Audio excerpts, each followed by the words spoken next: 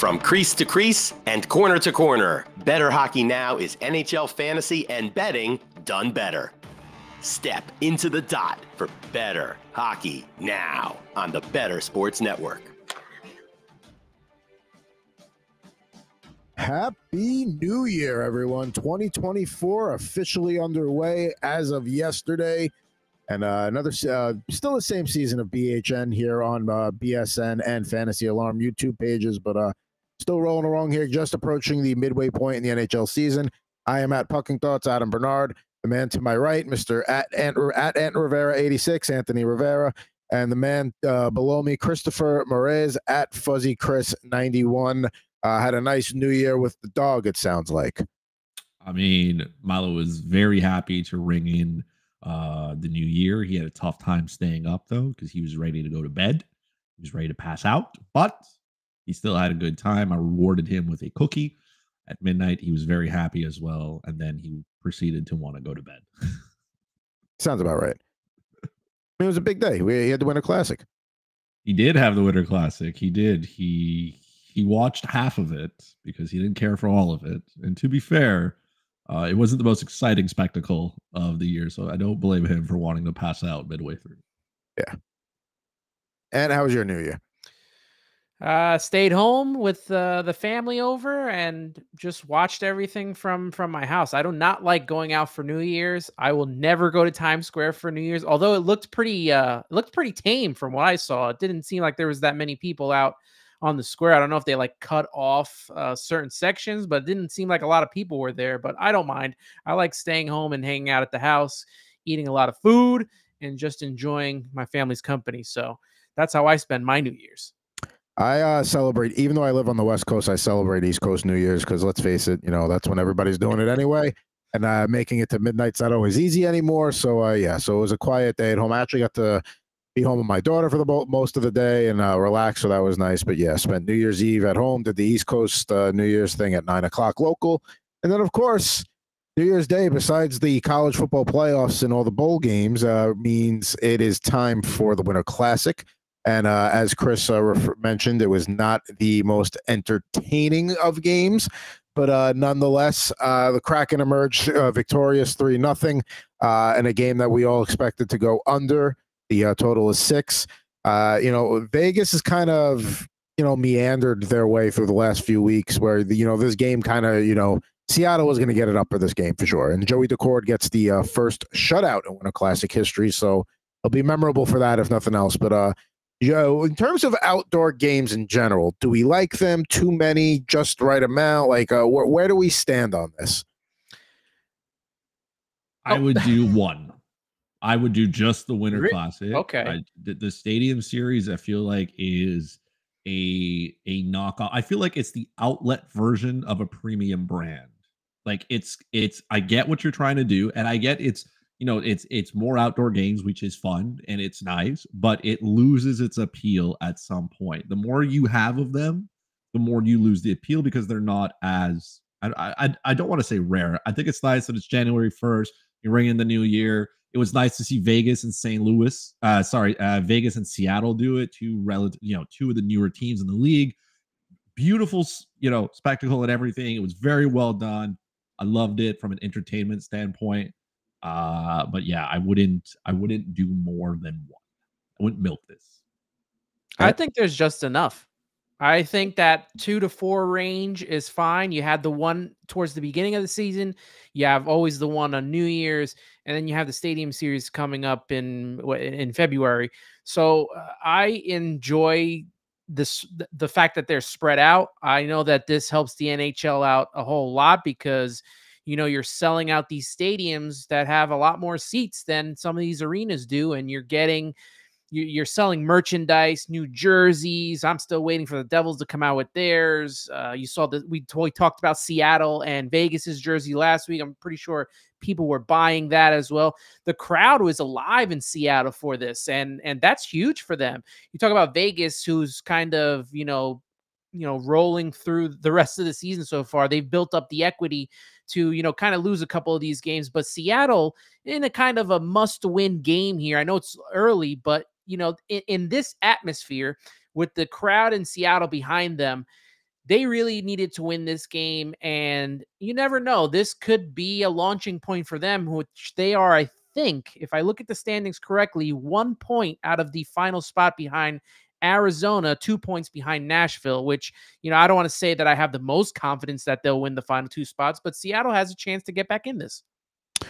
Plus 300 to make the playoffs, or minus 440 to miss right now. The odds there, because that wild card picture is so open in the West, especially with, we'll talk about what's going on with Minnesota in a little bit.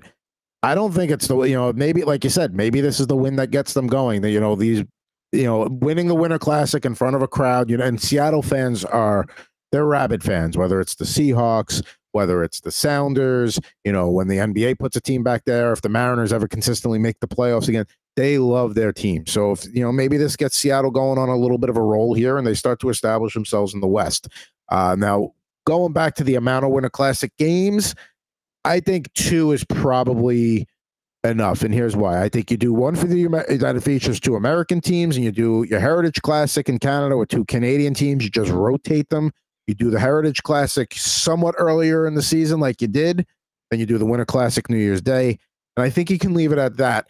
Unless you're going to, if you are going to do a stadium series, because of the point Chris made where it feels like it's a lesser version of the Winter Classic, you have to brand it in a way where, like, not to say that there are like classes of teams in the NHL, but clearly the Detroit, Chicago's, Pittsburgh's, Phillies, and the Rangers of the world are going to get Winter Classic games over the Columbuses, Carolinas, Minnesotas of the world. So maybe you try and use that stadium series to feature those teams that don't normally get a chance to do. I mean, other than that, otherwise it just feels like an additional outdoor game for the sake of having it. Now, I love it. I love the spectacle. It's nice to have like a hockey game where it's like big focus. I feel like the football stadiums are a little better than the baseball stadiums from a sightline standpoint. If you said you're going in February, so you'll be able to tell us. I've never been to one in a football stadium. I've been to the Rangers, Flyers in Philadelphia. Say again? Was it a Yankee Stadium? I think it was, right? So I went to 2 at Yankee Stadium, and then I went the Rangers and the Islanders, Rangers, Devils, and then I went to Rangers, Flyers in Philly. So I haven't been to a football stadium one, so I am curious about that. But I went to the one in Foxborough, which, by the way, great spectacle, as you said.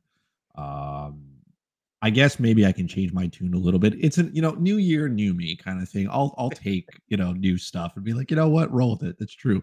I will say this though, you're about to get a lot of angry emails from people, the good folks at Minnesota, for you grouping them into the, I won't say lower level of fan club, but the state of hockey is going to have a conversation. It's not level of fandom, it's ratings appeal. And I know they like to pretend that Minnesota's a big ratings appeal, and they do get big ratings in Minnesota when they play, but that's not a team that, somebody flipping around on New Year's Day is going to stop and watch unless they go to those green and yellows full time, the old North Star colors, because those are beautiful. Especially when Marc-Andre Fleury puts the pads with it as well. Yeah. Why not throw them? You mentioned the Heritage Classic just being teams from Canada. Why not throw them in there? Along with like teams from like the original 6, like the Rangers and Detroit, instead of it just being all Canadian teams rotating every year. Because then you're really just, if you're going to just do the 2 games and then you're really just having the 4, 5, 6 teams up there playing and rotating, you're not getting it to other teams that are around. Like obviously Arizona is not going to get into the stadium series anytime soon. First of all, Canada is Canada. Yeah.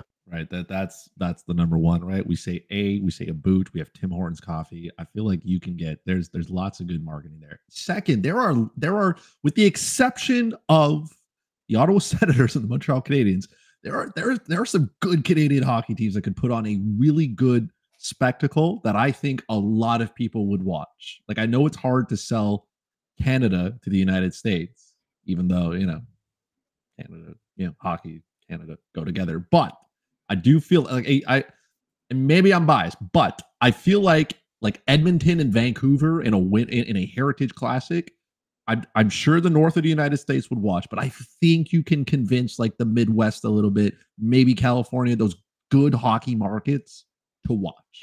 Well, it's all how you market it.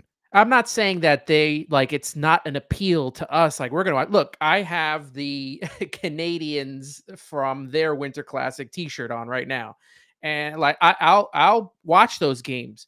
I'm saying like once you go through the rotation of all these teams playing each other, then there has to come a point where you're kind of because like you may have the appeal now, but you may lose the appeal down the line if the same teams are playing each other and let's say they're not good, like Edmonton and Calgary were not good at the start of the season. So, Correct. you know, that gets to be outside of the jerseys and the history between the two teams. Them not playing well is a hard sell for, you know, I guess the casual hockey fan. Well, maybe that's why you give the U.S. 2 games and Canada 1, so that way it's kind of like an even pool all around. Obviously, not perfectly even, but you know, I think if you do, and if you spread it, you have to spread them out too. Like you do one in like late October, early November, then you do one on New Year's Day, and then you can't do it too late in the season because you don't want that affecting playoff standings and stuff like that. But somewhere in that mid to late February window, and that way it's nice and spread out. And then every couple of months, and then after that third one, you know, it's 2 months later is the playoffs. So there you go. So I'm I think saying it too. That's as much as I'll compromise today. That's as much as I've changed. I can't go to 3. Can't go to 3. Well, okay. So I guess I'll be the compromise here between the two, and I'll say 1-1-1. And you just got to figure out a way to market the Stadium Series a little bit differently, because obviously New Year's Day you want to put your best foot forward. You want to put teams that have that'll have ratings and things like that. So you have to figure out how to market that third one, even though we know it's like the Payless Shoes version of the Winter Classic. Outside of the initial, I guess, press conference, I really haven't heard much out of the Stadium Series except for the fact that the Jonas Brothers are going to be doing a concert. Outside of that, I have heard nothing. And we're talking about Rangers, Devils, Philly. Like, I mean, are you up to date on your Jonas Brothers songs? I guess I'm going to have to be. Okay. I'm still waiting on a jersey. That's my like. What is the jersey going to be? Like, help Anthony spend money. Yes. NHL. Come on. I want to spend. Card out. See, I like what they did with that, though, is they're going to get 2 games out of one facility. And maybe that's how you differentiate the Stadium Series and expedite it, is you make it a weekend somewhere and you just take the closest teams from the area and you do something out of it. Now, maybe that's the way to go. But yeah, it is weird how we haven't seen any, because you would have thought that they would have revealed those jerseys in time for Christmas, just so people could go out and buy them as Christmas gifts. So we'll see what happens there. But I do like when they, the AHL teams come in and use the arena, the stadium ice afterwards, like get bang for your buck. Like I said, maybe that's a way to do it. You make the Stadium Series, that February event, a weekend. Yep. That we just solved the problem, folks. There you go. Now, let's go to the other discussion here for quick hits. We're going to talk World Juniors. And, not to be like flippant about it, but how much do we really care? And I'm curious how much Canada cares now that Czechia took out Canada in the World Juniors. To me, that's how you determine if a country cares about something or not. When your country is out of it, are you still interested? Are you still watching? So, Canada and hockey, like Chris said earlier, go hand in hand like peanut butter and jelly. Will you still be watching USA, Finland, and Sweden, Czechia in the World Juniors now that Canada is out? I will turn it on. I will say this. I will neither confirm nor deny it if I watched hockey during work hours today. I will say, though, I was devastated when I saw that puck go in because just how well Canada played in the second and third period. They played a lot better. They looked out of sync in that first period, and then the second and third they come out, and to lose in that fashion where it just hits a defenseman and goes in, absolutely crushing. And I may need a day and a half to recover. But I will watch these. Like, there are lots of great. I love watching kids play. I love this tournament, and I love kids because they have no care for defense. They are willing to toe drag release in the middle of every slot pass. Everything is coming high slot. Everything is like a defenseman just like crosses over 3 times backwards, stops, toe drags, and wants to shoot. And I'm like, yes, give me that. Because in the NHL, we don't see that, right? Defenseman gets it, chips it down the board, you cycle, you kind of grind away at it. And these kids are just pure skill, and I love it. And I mean, there's still interest, right? So the Montreal Canadiens have a lot of good prospects that are still playing on the U.S. team. So to me, there's enough to watch and care and say, yes, I want to see this. Am I going to go out of my way to block my day and tell somebody, no, I'm not going to go out because I want to watch, USA Finland or USA Sweden? No. But Will I turn on the TV and have that going and pay attention and see what happens? Yes. I don't even know what channel it's on. Like, if it's on NHL Network, honestly, if it's on any, I don't have NHL Network, so I won't. If it's on there, I won't be able to watch it unless it's like once we get to like Olympic hockey, then I start paying a little more attention. I can't do it all. I can't do it all. I wish I could. And all of my highlights, I'll either watch on YouTube or I'll get Chris's tweets because that's where it's at. There weren't many, but yeah, I did see a lot of people taking a victory lap when Canada was down 2-0. And I'm like, hey, this tournament, like I've been on both ends of watching Canada blow leads to the Russians in the third period. So I was like, this is not how this goes. That just like strap in. And it was a great game. It's just crushing that hockey could crush your soul so quickly. It's a cruel game. Chris gets you emotionally invested when you read his tweets. Like you can feel the pain, like radiating through X when he's tweeting. I'm glad I can deliver that to the, I'm assuming the 300 real people that follow, not the 700 bots. Thanks, Elon. Hey, bots have feelings too. I mean, look, they're very interested in everything I tweet hockey, so that's good. I'll say this: when the United States has a chance to really go the way, and when if there are team players on that are draft prospects of your team, that certainly piques your interest a little bit more. It benefits from the fact that it's on during the day. We don't always get live sports on during the day, even out on the West Coast where things start later, so that helps too. So the year the U.S. won it, when I forget what year it was, when Charlie McAvoy was on the team, yeah, I was into it. But like Anthony said, there's only time for so much. And as you get older, it's like I can watch NHL hockey and I can watch, college hockey to a degree, but I can't be doing World Junior. Like you can't be on top of everything and everywhere at once. So that's one of the things that as I got older, fell by the wayside. But yeah, I definitely paid attention a little bit more when I was younger. And, once we get to the finals, if it's on at the right time and it's from the right country, sure, why not? Both of you next year for Christmas are getting a World Junior calendar with the channel that you can watch it on in the U.S., depending on who your cable provider is. Both of like you. the tearaway 365-day. I will custom make it in Excel, color code it, whatever you guys need, because I feel like you guys are just missing out on the pure greatness of watching these kids. I don't maybe it's just me, but I love this tournament. I love it. I don't go out for Boxing Day because I'm like, we go. There is something to be said for when kids are playing. We call them kids, but they are kids basically. Yeah, you can't match what they're playing for. Like they want you're seeing that youthful energy and pride and but it's the country pride mixed in with that. And like it's tough to really match that. Even if you got the pros going out there in the Olympics, you have a gold medal. That's probably the closest thing for them. And it will be nice when the NHL does go back to that. I know the Winter Olympics the past couple of times have been on parts of the planet where it's just not friendly to break up a season to do it when the NHL is losing money and when you're not going to really get those TV ratings when games are live at 3 a.m. But I will say the Vancouver Olympics with the goal with Crosby breaking the Americans' heart, like that right, like come on, that alone should tell you like bring the pros back and let them play. Correct. I'm in. Let's do it. Let's hope they come back soon. Let's hope they take care of business there. Now time for a little fantasy focus before we switch over and talk some Minnesota Wild hockey. First guy I want to bring up here, and we know the Devils' goaltending situation has been less than ideal this season. Nico Daws stopped 25 of 27 shots in their 6-2 win against Ottawa on Friday night. Akira Schmid was sent down to AHL Utica. And they recalled Daws, who had a .929 save percentage in 3 AHL games this season. How much do you think we'll see of Daws in terms of like how many opportunities is this guy going to get with Vanacek here? Do you think he's going to get an extended look, or is this just maybe to send a message to Schmid like get your shit together? Maybe a little bit of both. I think that depending on how Vanacek plays, because it hasn't been great all season long. This Daws is going to get an opportunity to play, and I don't want to get on the bandwagon just yet because he did beat the Senators, and the Senators are one of the worst teams in hockey, maybe the worst.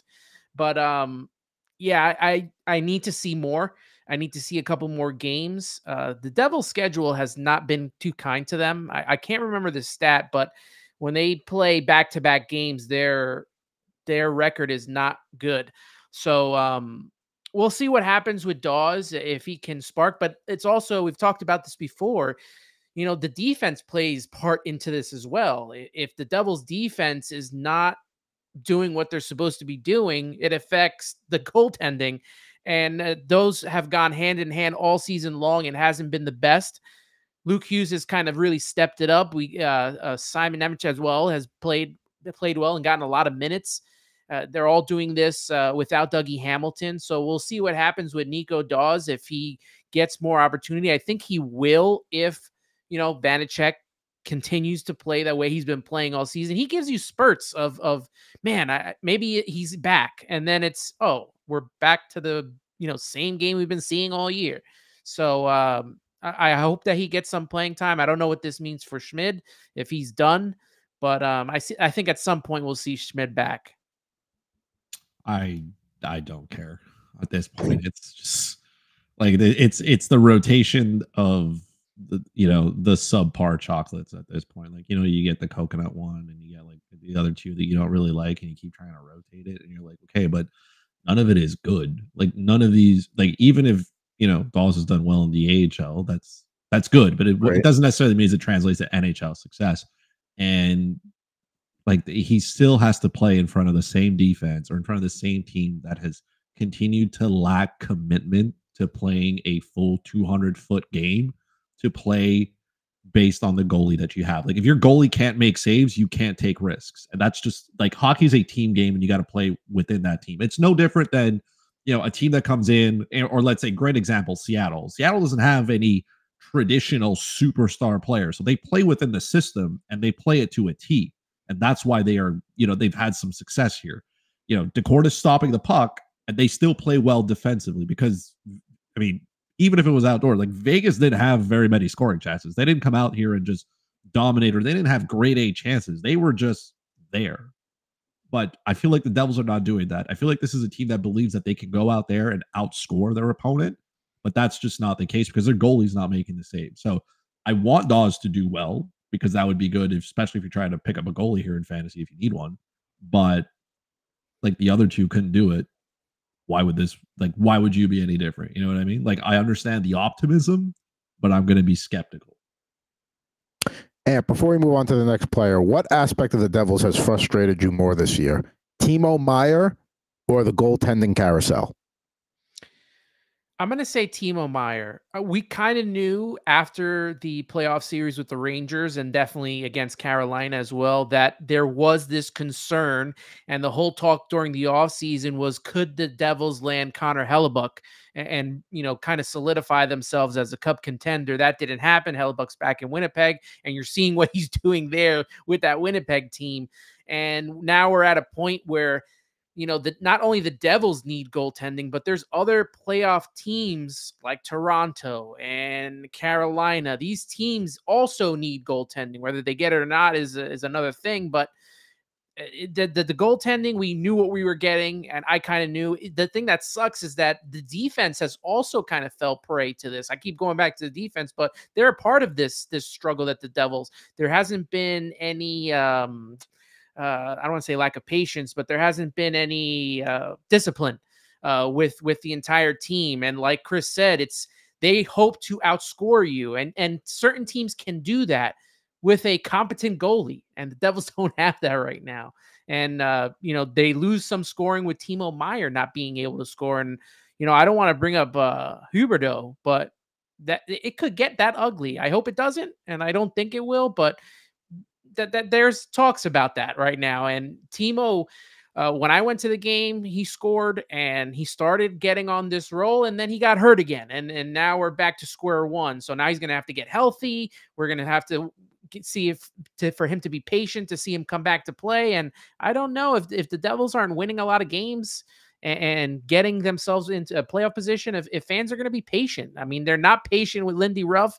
I doubt they'll be patient with Timo Meier.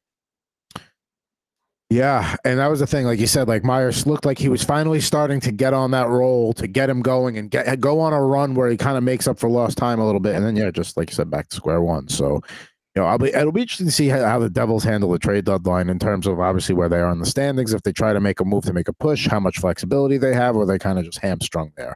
Now, staying in the Metropolitan Division, Adam Fantilli, another guy that maybe you could look at for a waiver wire acquisition. Showing signs of a breakout with a 3-game point streak. He's got points in 5 of his last 6.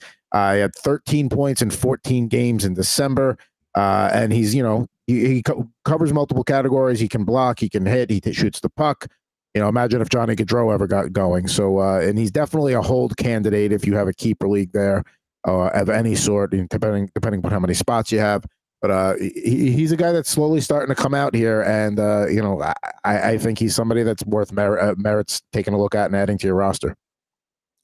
One of the lone bright spots in that second to last place Columbus Blue Jackets team right now, and I'm surprised that people didn't kind of get Fantilli towards the end of the draft, as someone to stash away a little bit, maybe more in the keeper league, but. Was it a keeper league or just a regular?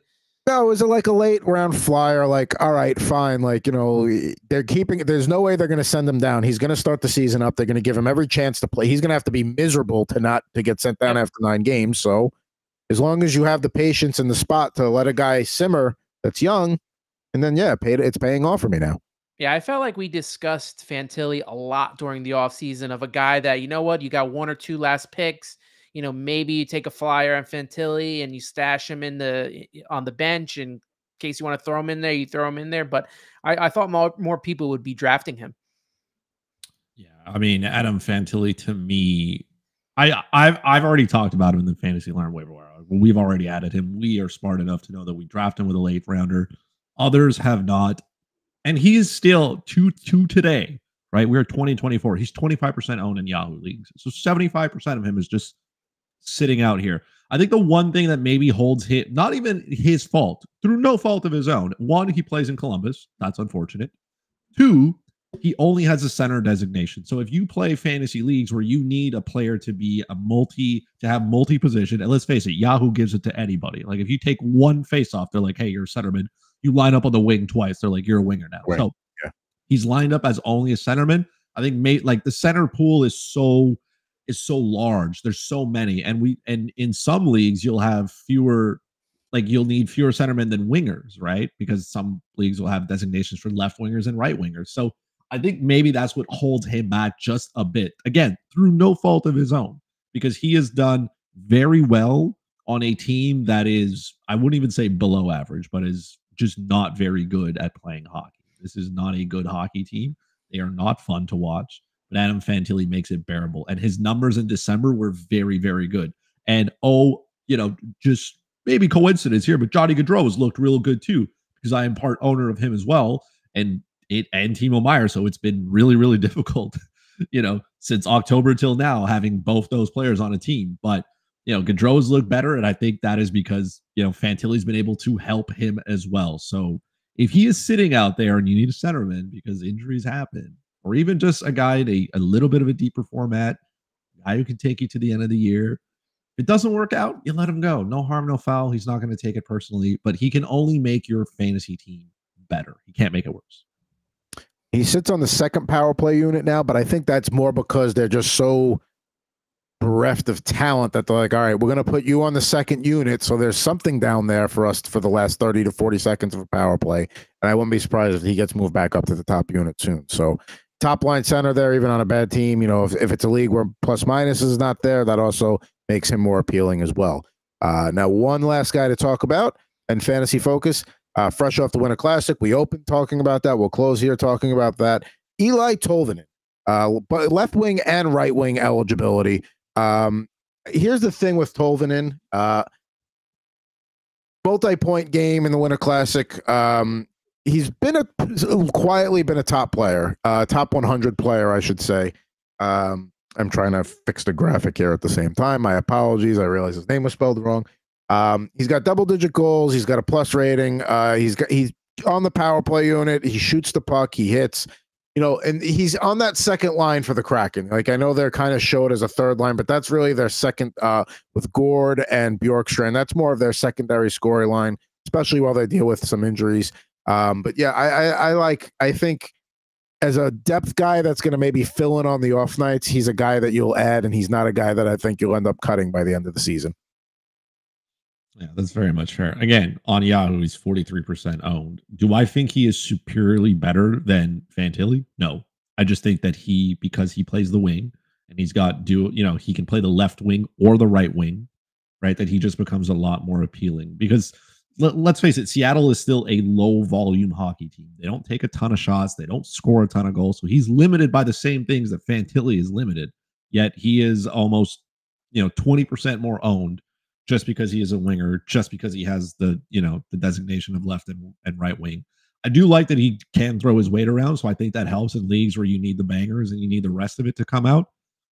The opportunity is here for him. I wanted, he can do something. This Seattle team needs guys who can contribute. And the one thing I look at for players is how much ice time are you getting? And, he can go through his stretch where he's playing over, 16 minutes a night. We've seen him touch 19 at times.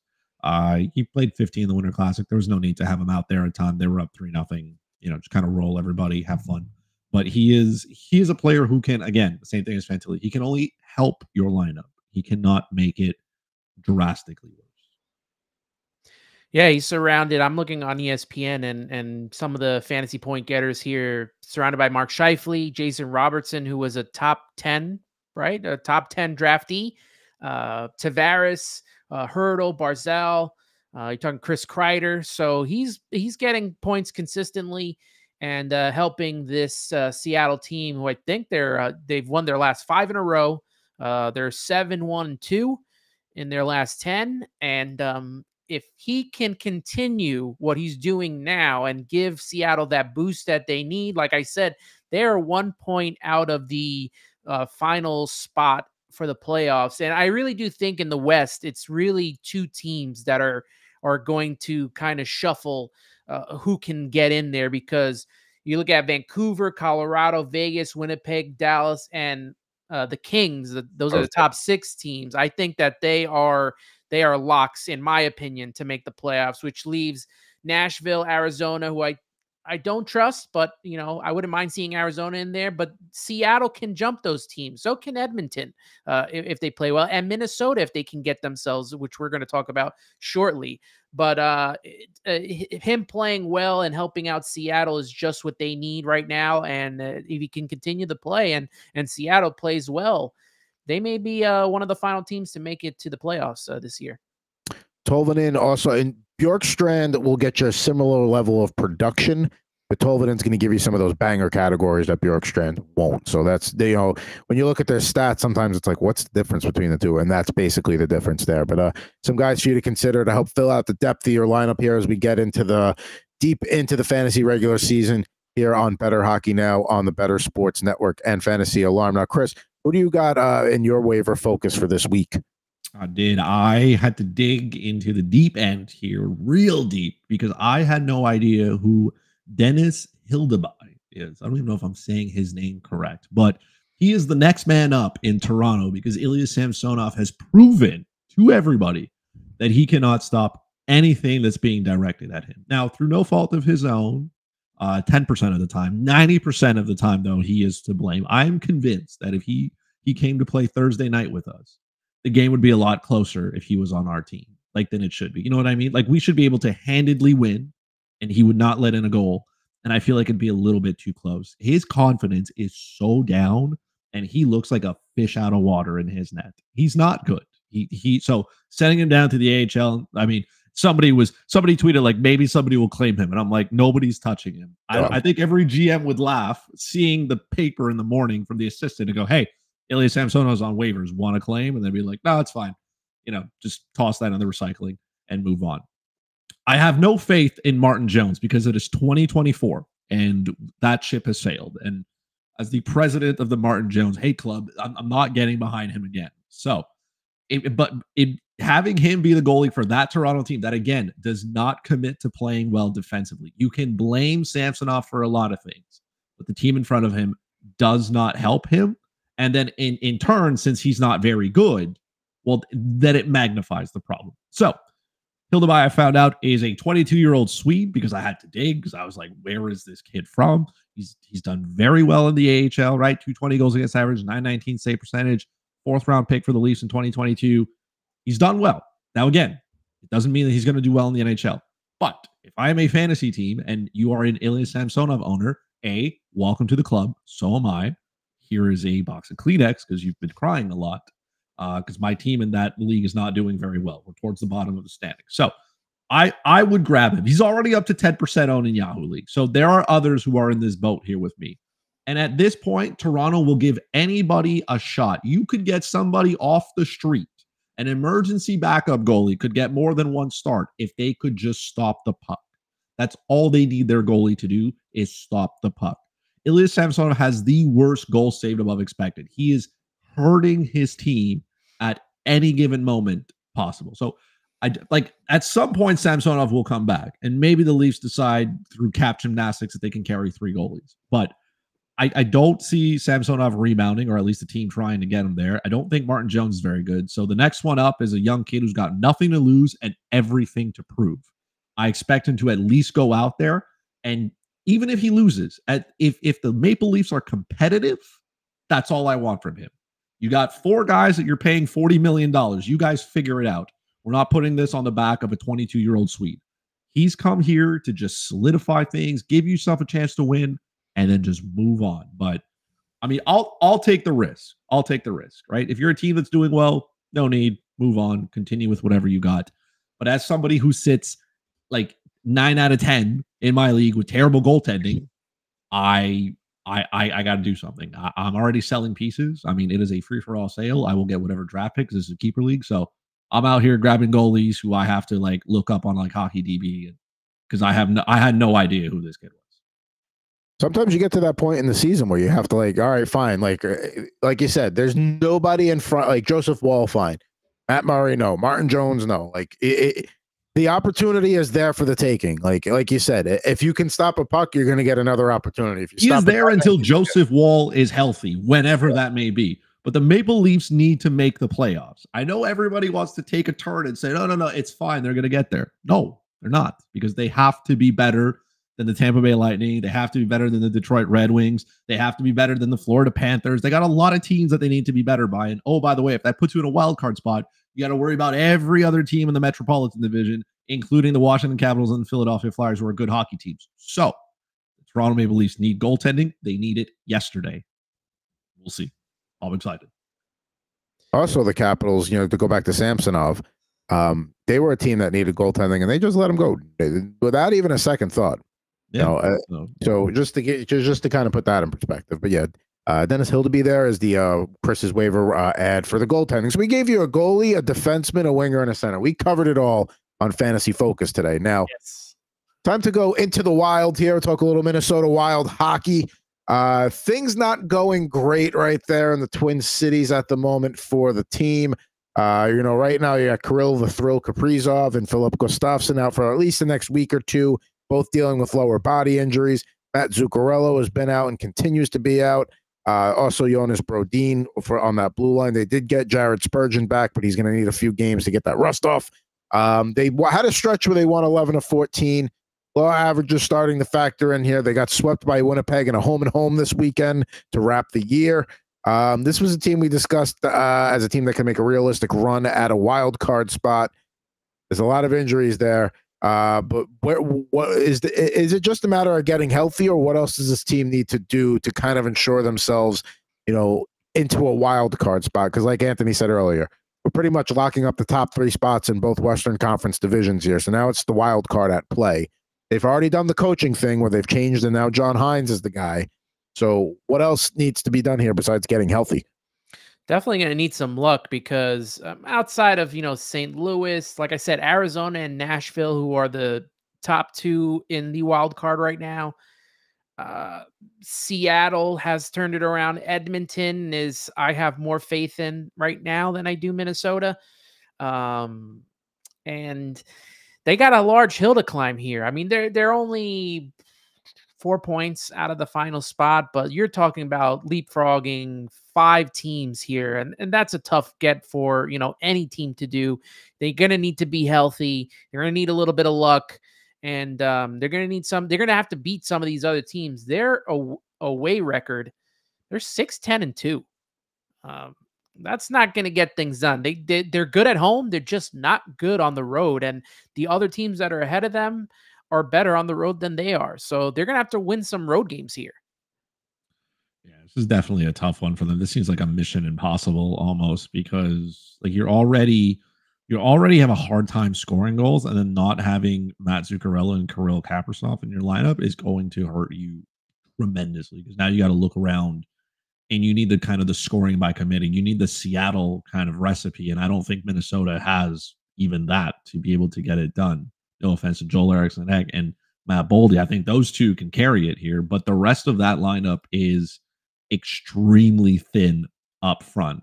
Like there's not much to love here. So it's going to be a task. I think defensively, as long as they stay healthy, they could probably keep themselves in games. But at the end of the day, the one thing that's going to really set them back is now we know that Philip Gustafsson's out, not just like for a day or two, but like he's gone for a minute.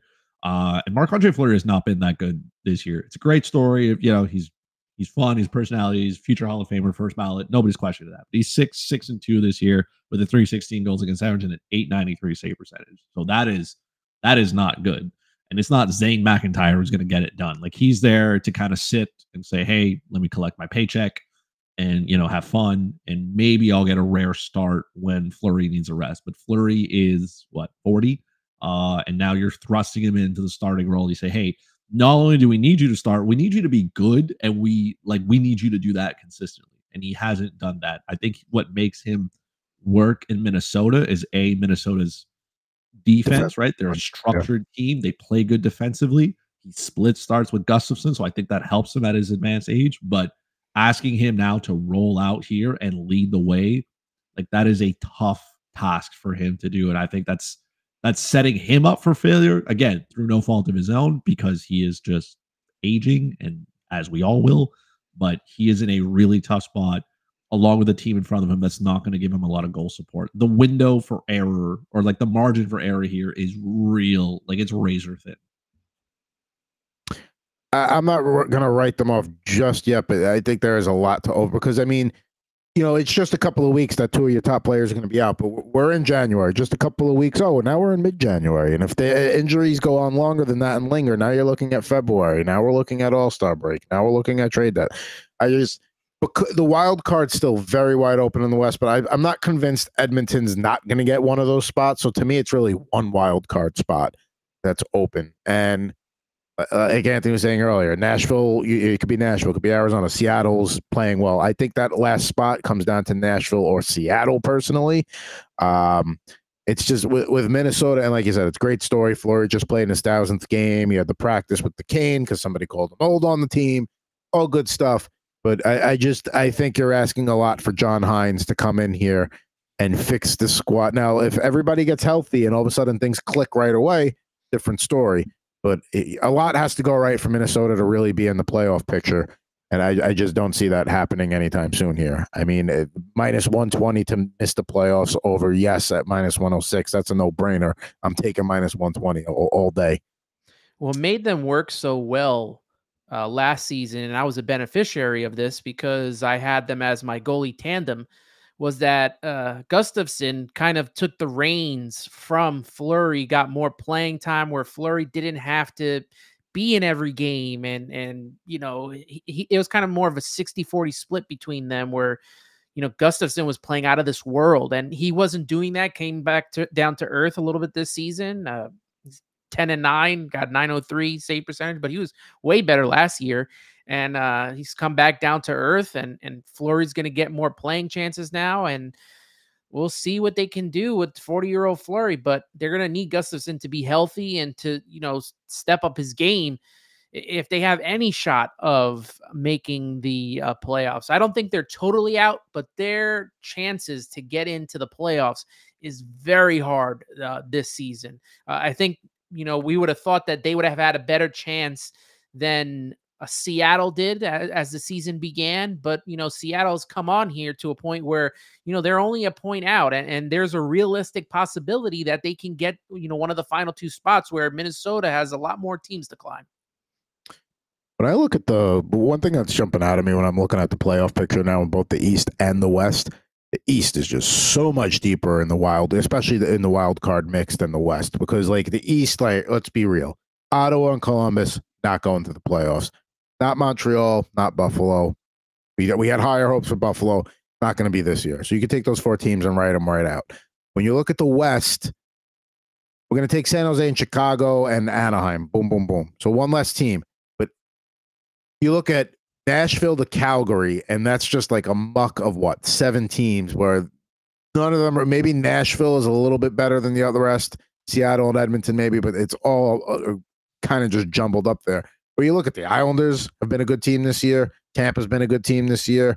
We're waiting for New Jersey to get right. We're waiting for Pittsburgh to get right. Detroit, we'll see. They just, I don't know. I feel like the East is going to be much more of the East is going to be a dogfight with 2 pits going at it. And the wild card picture in the West is going to be like 2 chihuahuas going at it.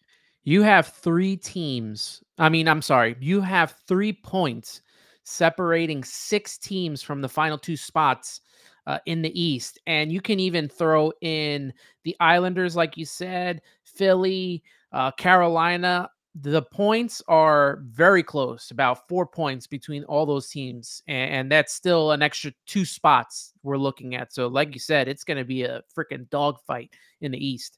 If I'm in the West, I want to win my division because it guarantees me that I play a wild card team. And those wild card teams are they're not in the same class. Like the Avalanche, the Jets, and the Stars are like, they're elite. There's 7 points between the Stars and the Preds. And oh, by the way, like the Stars have 2 games in hand on the Preds. So like it's the Central is set. It's just kind of jockeying for position at that point. Like you don't like if I'm any of those 3 teams, I don't want to play the other 2. I want to play like a wild card team. I want to play those bottom feeder teams where I can just beat up on them in 4 or 5 games and move on and get a week off and heal, especially come playoff time. You need to heal your body, those aches, those pains, those bruises, like you feel them. And the same thing in the Pacific. To me, it is the Canucks, the Golden Knights, and the Kings. There's a little bit more separation between the Golden Knights, right, Canucks, and the Kings. There's 5 points there. I mean, the Kings they've played 33 games. They're like 5. They have 5 games on Vegas. Like they're just not playing. But there's still, maybe with the exception of the Edmonton Oilers, based on how poorly they started. But even then, I'm still not buying Stuart Skinner or any of that success because that team still looks the same. They're just playing a little bit better. They still need goaltending. So I still think they can get slapped around, in the Pacific Division or by any of these much better hockey teams than them. The teams that like those 6 teams now currently the way they stand in the Central and the Pacific, the top 3, those are good hockey teams, well built. They're deep. It is tough to play against them. And whoever has to play those teams, like if you're not winning your division, man, those are 6-7 game series that are really going to take the gas out of you. I mean, maybe what they could do is you take like those 6-7 teams we talked about and they make 2 really good teams and maybe that'll have a chance, if you the sum of the parts. But I don't know. Those wild card teams are going to get in to only play 2 home games and then go home. So if you're one of those Western wild card teams, if you're a season ticket holder for them, you're going to pay a lot of money for the playoff package, but you're going to get a nice refund because you're probably only going to have 2 home games. Is the point? You're not buying game 3 at home. You don't have to worry about the second round. That's an illusion. That's pixie dust. Sure. It's not going to be. And I should probably go back to my analogy earlier with the pits and the chihuahuas. After working in the vet field for 5 years, pretty much every pit bull I met is a sweetheart. And almost every chihuahua I've met's a jerk. So I should probably reverse that analogy earlier in terms of the fighting level. So we'll do that. But I mean, and for us, you talked about before when you thought I was talking about like the Minnesota Wild fan base. I mean, it is the state of hockey. They deserve, they deserve a team that's going to be in the playoffs every year. They deserve somebody like the way Dallas is playing. They deserve a team like that. And maybe they'll get there one day. It's just, it ain't happening right now for them. So We went into the wild, and we're going to come out of the wild now, and we're going to do sweater weather as always to wrap things up on Bettor Hockey Now. And we on the theme of the Winter Classic. We did that last week. This was a jersey matchup that I enjoyed going back to the 2019 Stadium Series. A little Keystone State rivalry between Pittsburgh and Philly, both going with, kind of like the two-tone look, just the two basic colors that are associated with the team, kind of like the monochrome look here. Of these two, which one would you buy? Let's start with Anthony. I don't know. They're both kind of boring to me, but if I have to choose one, I guess I'm going to go with Philly. I think that look best suits their logo, since their logo is so simplistic. I don't know. I don't like the way it looks on the Pittsburgh Penguins as much as I would as Philly. My opinion this week is not as strong as last week, which, by the way, I still stand. I looked at those Vegas jerseys. Oh, they did not look better on TV at all. No, they didn't. They were not very good. They resembled the performance of the Vegas Golden Knights. I will say this. If I had to pick one, I'm going to go with the Pittsburgh Penguins one. I like the little penguin holding the hockey stick. I like that look. The same one that the Anaheim Ducks have one as well, with the ducks and the sticks. I like the cartoony a little bit look of it. The Flyers logo is fine, and the jersey is fine as well. Like Anthony said, they're very basic, which is okay. To me, there's nothing wrong with that. You don't have to be flamboyant with your jersey. You don't need everything happening on it. I think those are just fine. But to me, it's the penguin holding the stick. That's just a good one for me. For an event like this, though, like you're okay, like just with the playing, like we're talking about Stadium Series or Heritage. Vegas had a giant V in the middle of their jersey. I will take the penguin every single time. Every single time. The one thing I'll say, it's simple, but it's fine. I'm not saying to change the logo. But I would. I don't know. I'd like to see more. I feel like the Penguins have had better Stadium Series. They've been in other ones before. They have had better looking Stadium Series, Heritage Classic type jerseys. I think Philly has too. I think they both have. I agree there. And maybe that's what happened is both these teams have been in so many damn outdoor games. They're like, all right, we're just going with the two-tone look, orange and black, yellow and black, nice and easy. And I'll say this. I'll break the tie here. And even though the Penguins jersey looks like it should be like my high school hockey jersey, if a public high school in New York ever had a hockey team, that'll never happen. As much as I couldn't ever buy a Flyer jersey, that orange and black looks sharp. Like that's I got to go with the Flyers here between the two. I mean, it's just like Anthony said, like that's there's the logo right there, the orange and the black. The Penguins a little more detail, usually with some white mixed in there, but yeah, I mean that orange is sharp. And if you're gonna go two-tone, I'll go with the orange and black. It's a little more unique.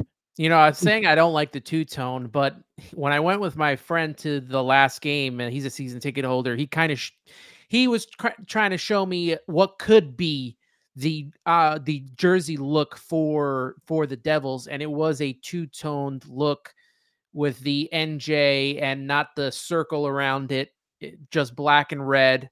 So obviously, I'm probably going to buy it. Of course. And everything that has been said here just now could go right out the window. I'll say this: you're talking about the Rangers' new third jersey. I don't like it, but if the outdoor jersey is, if it gets me the right way, I'll probably be purchasing that too. I don't know if they can top was it the one against Philly? The cream one with I don't think they can top that. There was another one that they had that was really nice, that it was just New York, I think, with like a darker blue. And was that also so for the cream one with that's my favorite one. That was the Winter Classic in Philly in 2012. Then when they played at Citi Field against the Sabres, that was the navy blue with like the New York diagonal, kind of the basic one that Chris can't stand. And I didn't like the Stadium Series one that they had against the Devils, that white. That's the only one I don't own. I don't like that one. I feel like I have to own it for the sake of being complete. Mm-hmm. But when those came out, that was the first time that the Rangers released a jersey that I was like, huh, I think I'm going to save myself a couple $100 here. So, all right. Yeah, I think it's, I like the Penguins one. That's it. I feel like you guys are ganging up on me now. Look, none are great. None are awful. Like if I was a Penguin fan, I would obviously be buying that. if I'm a Philly fan, You I'm just obviously described a buying that one. Chinese buffet, basically. That's what it is. it's not great, but you're there, so it'll do the job. Yep. Is it the best lemon chicken you ever had? No, but is it going to fill you up? You bet, and at a good price too. All right, so the Flyers take that one 2-1, and maybe we'll do it. I don't know if we'll do all the outdoor jerseys, but I will start looking at the old matchups, and maybe we'll have face-off between those two as we go along here. But always fun to do a little sweater weather to wrap things up on Bettor Hockey Now, on the Bettor Sports Network, and the Fantasy Alarm YouTube pages. But that does it for this edition of BHN. The first of 2024. We'll be back with you next week here. You know, hopefully things are better for Minnesota. Hopefully we got more positive things to talk about and less negative things. But, you know, that's what works for hockey podcasts. But Mr. at Rivera 86 and for Fuzzy at Fuzzy Chris 91 Christopher Morais, I'm Adam Bernard at Pucking Thoughts. Hit us up on Twitter, like, subscribe on the YouTube pages as well. And we'll be back with you next week here on BHN, on BSN, and Fantasy Alarm. Bettor Hockey Now is on the Bettor Sports Network.